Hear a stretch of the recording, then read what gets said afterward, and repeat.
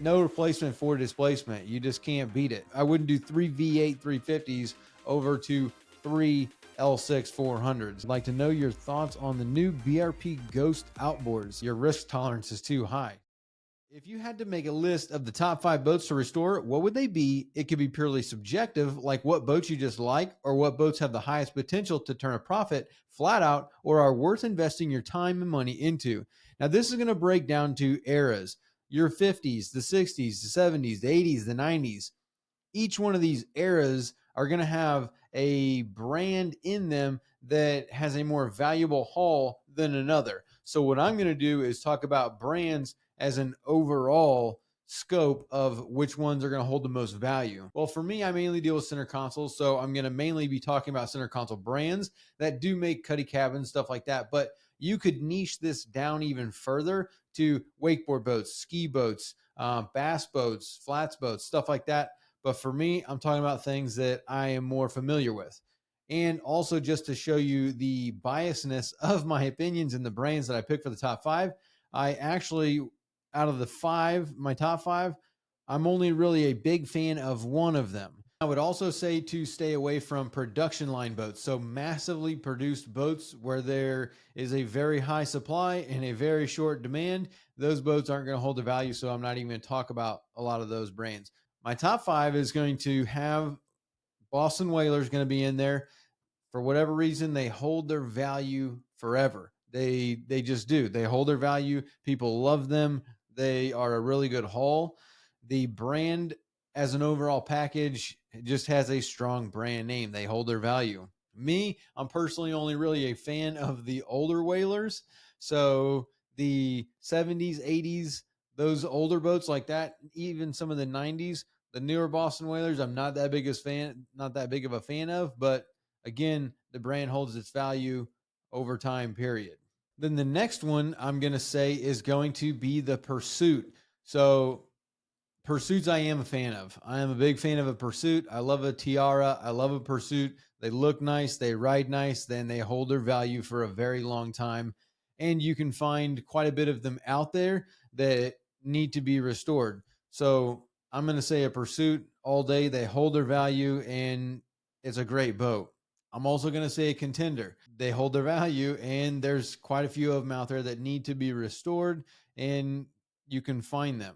I'm not the biggest Contender fan. I like a Pursuit way more than I like a Contender, but they're an all right boat, and again, they hold their value. Grady White, I had to put on the list. They hold their value. There are a ton of them out there, especially older ones that need to be restored. And so when you get a restored one, there is a market for them and people like them. Then the last one that I'm going to put on this top 5 list is going to be a Parker, even though I'm not the biggest Parker fan either.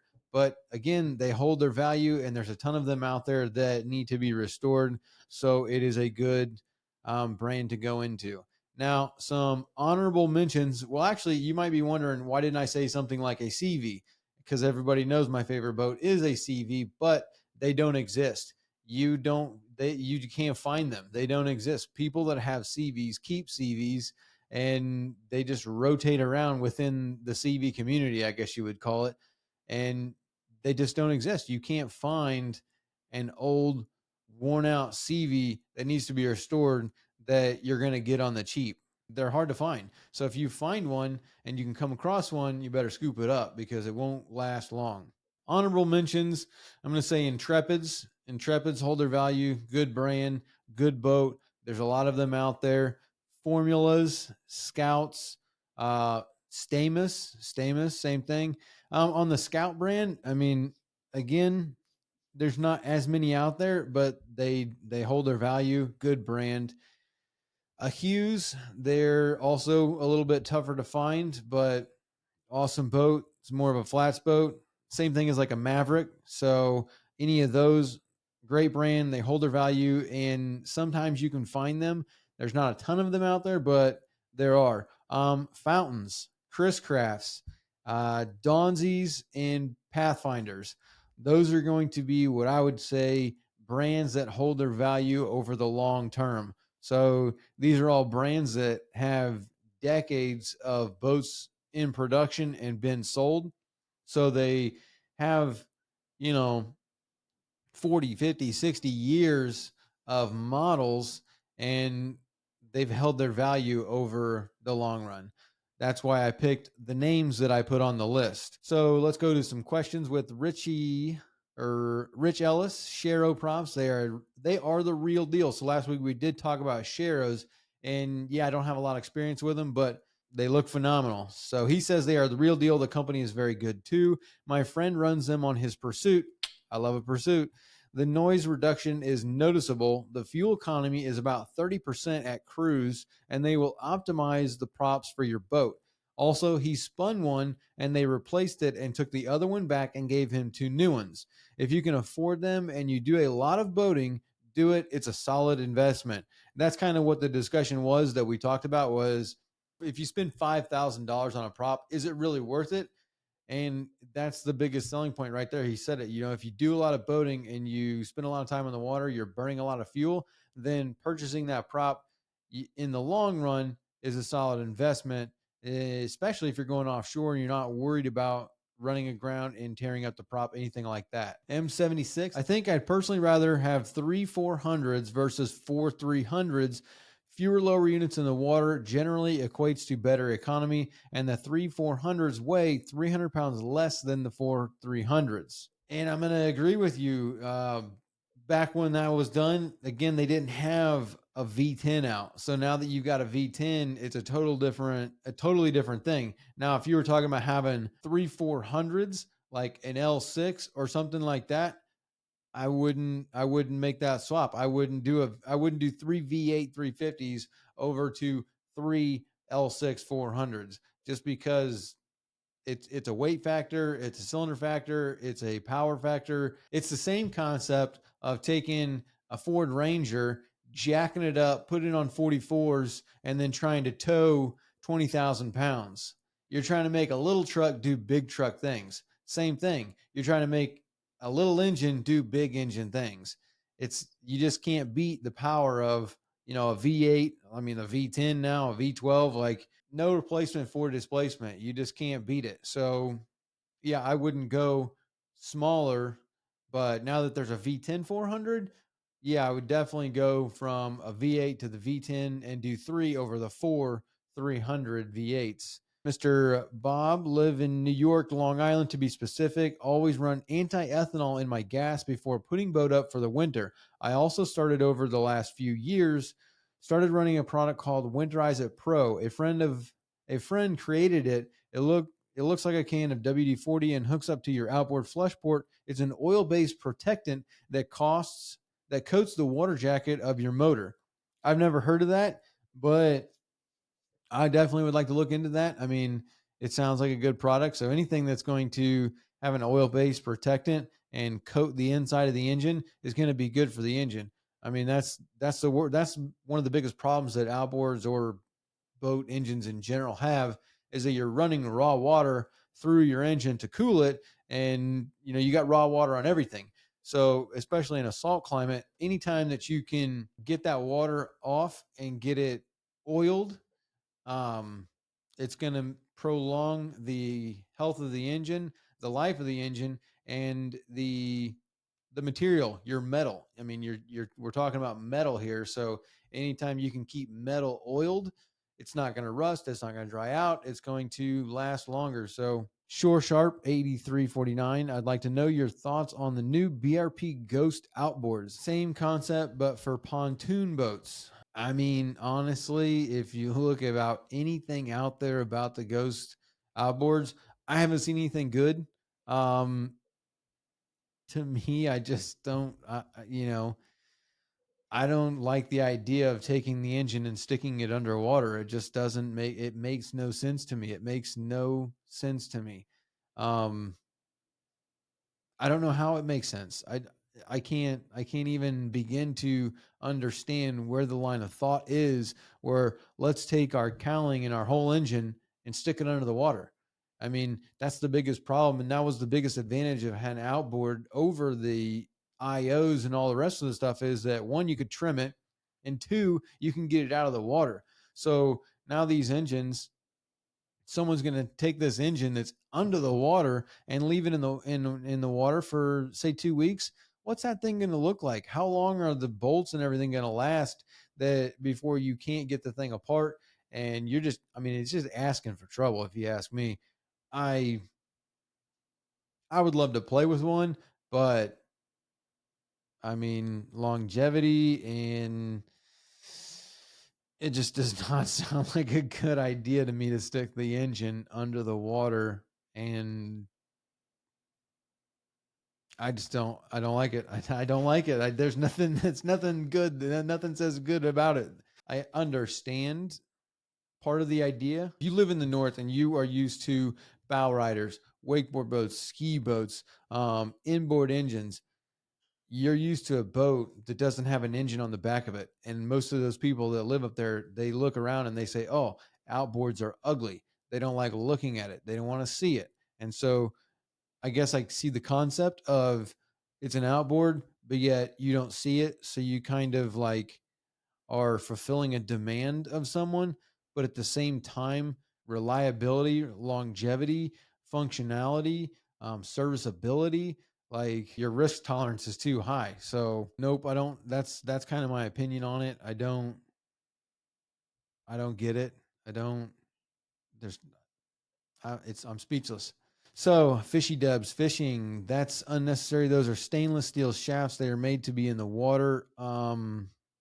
I mean, I guess, but at the same time, stainless ain't stainless. Like it's metal. Every metal rusts. Every metal corrodes. Every metal pits. And so, yeah, stainless steel in Wisconsin is going to last forever. But stainless steel in South Florida or pretty much all over Florida, it don't last. Like, how many times do people with 20-year-old trim units, 20-year-old outboards have all these trouble with the steering components, with the trim components? Yeah, they're stainless steel shafts and they're supposed to be stainless steel, but they still pit. The salt gets on the rams, and then that salt, when the water evaporates, you've got salt minerals left on that stainless steel. They pit, they corrode, they cause problems. You get nicks, you get dings. Like that's kind of like one of the things that happens. So stainless steel doesn't rust. I mean, it kind of does. And especially when you get into Caribbean style waters, they say that even plastic rusts down there. So voodoo, and was it worth it? Cough, the bully netter. Yeah, the bully netter to me was worth it. Obviously, I wasn't in it for the money. I was in it because I wanted a bully netter and I wanted to make one. And I also wanted the content. I wanted to be able to make content and have that for you. So to me, it was worth it. I mean, based on how I did the project, I probably could have shaved a lot of time off of it, but doing it weekend project style, kind of between making content, working on engines and fixing stuff, and then actually creating the content and doing the work on the boat, time gets spread pretty thin. So in a better environment, I probably could have made it faster, but hindsight's always 2020. Jay Joko, great video, mate. I have an idea for your next video. When the grease fitting won't take grease and you remove it to find pack salt behind it and how to unclog that situation. Any grease fitting that does that, they all do that over time. If you don't use them, the more you use them, back to annual maintenance and service and stuff like that, as long as you're putting grease in it 2-3 times a year, they shouldn't clog up. But if you go 5 years without, putting grease in there, they pretty much clog up. Sometimes you can take a pick and push that little ball in to get them going again, to get them take grease. But at the same time, a lot of times you just have to take the fitting out, and then you are going to have to drill out the salt that is packed up behind it and replace that Zerg fitting. It's not uncommon for those things to not be salvageable. I mean, they're like $5-10 to buy a new one. So I think it's a 10 millimeter. There's, hexes on it. So you can put a 10 millimeter wrench on there and take it out. So, I mean, you just remove and replace kind of deal, drill out whatever's behind there. It also, depending on, how bad it is, you might even have to heat some stuff up to get that old crusty grease out of there, liquefied, so you can put new grease in there and get your thing going again. Andy A, how do you feel about diesel outboards? Honestly, I'm surprised it took them so long to make a diesel outboard.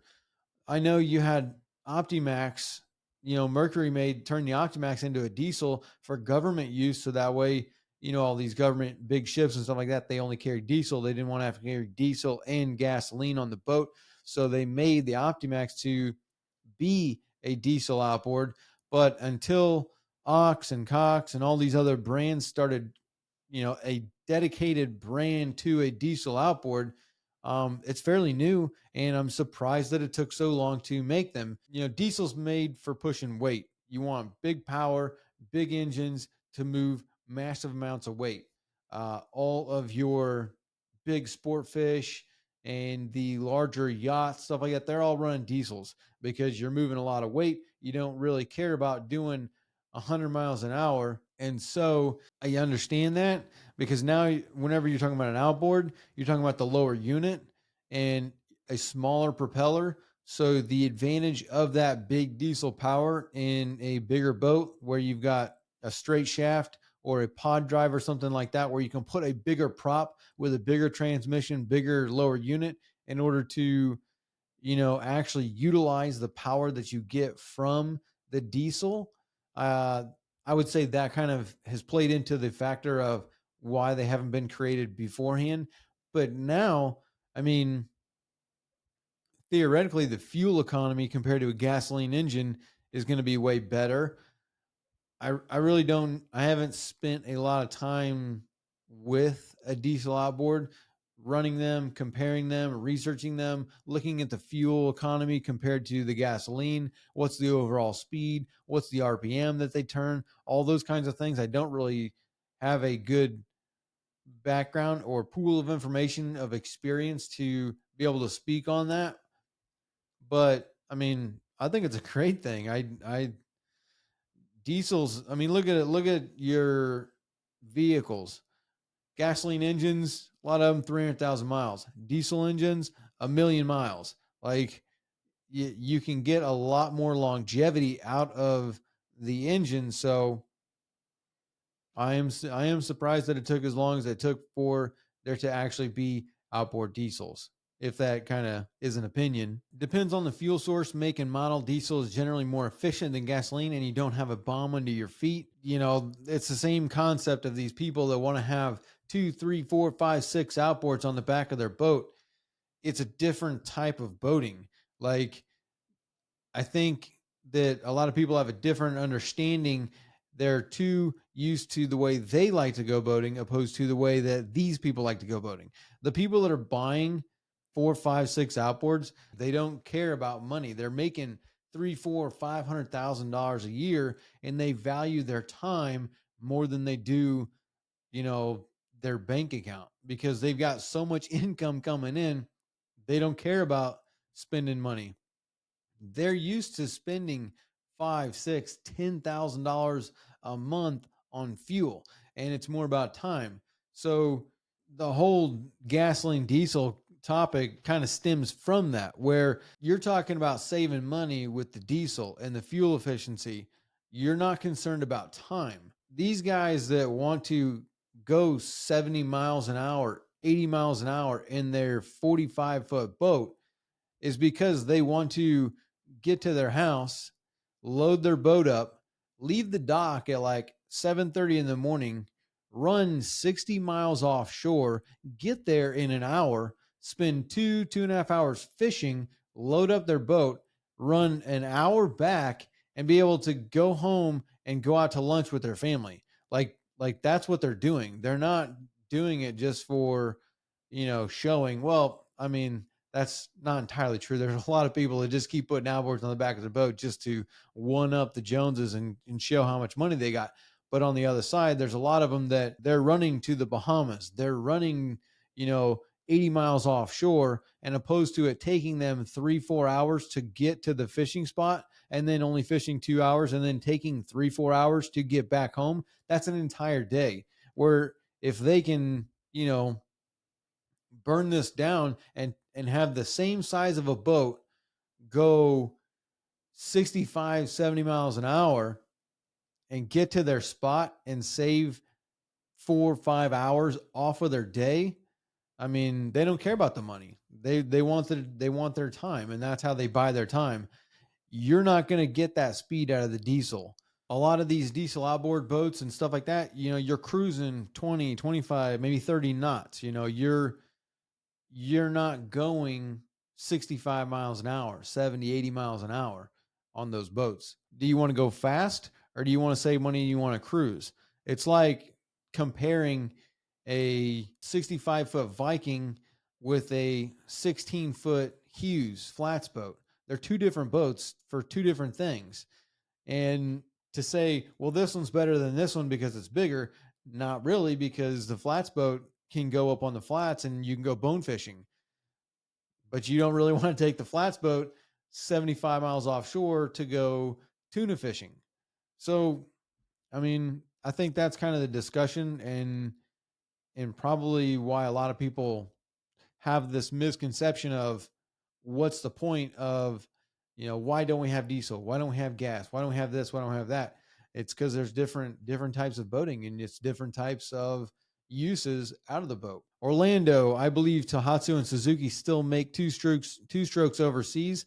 I think they do too. So does Yamaha. They still make their Enduro, but you can't buy that in the United States. I'm pretty sure you can't buy that in Canada. And there's probably a lot of places over in Europe too that you can't buy those engines. So it all depends on where you're at, what you're doing, and that kind of thing. John Nooney, I wonder how the math works factoring the extra purchase price and increased maintenance of the extra engine.